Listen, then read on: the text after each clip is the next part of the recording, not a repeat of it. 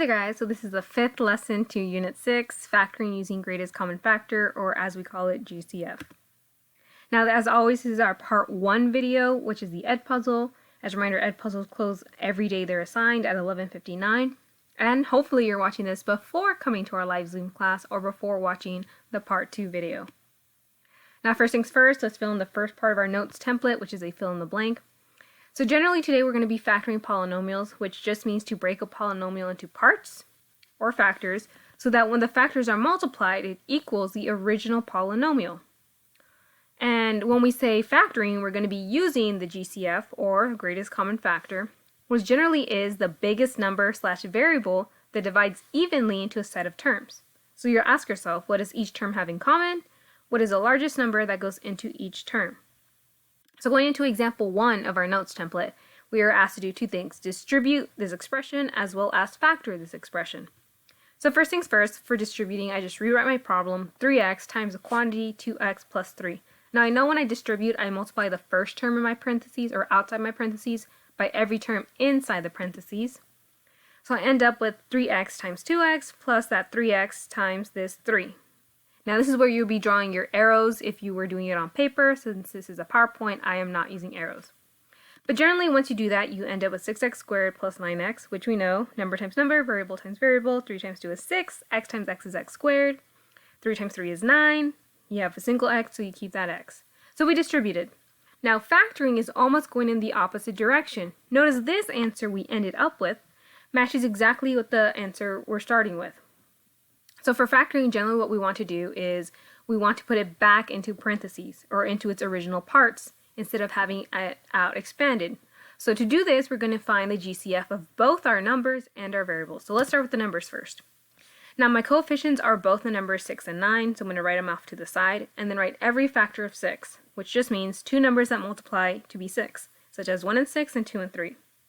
Similarly, I'm going to write all the factors of 9. I know 1 times 9 is 9, 3 times 3 is 9. These are all my factors of 9. Now I'm looking for the greatest common factor, which is the largest number they have in common, which in this case is 3. They both have a 3 in common. So once you find your GCF of the numbers, you're going to draw your box. We're still using the box method, and this is going to be similar to when we were dividing polynomials.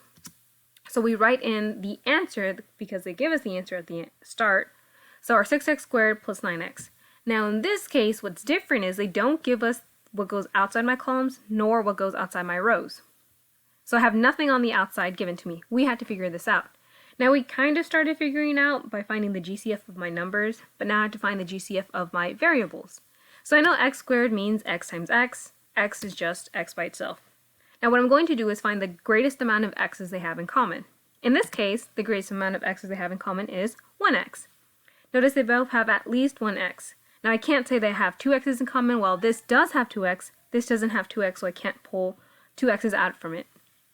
So, since they have 3's in common and x's in common, what I'm going to write out here is 3x. Now it's the exact same problem as when we were dividing polynomials.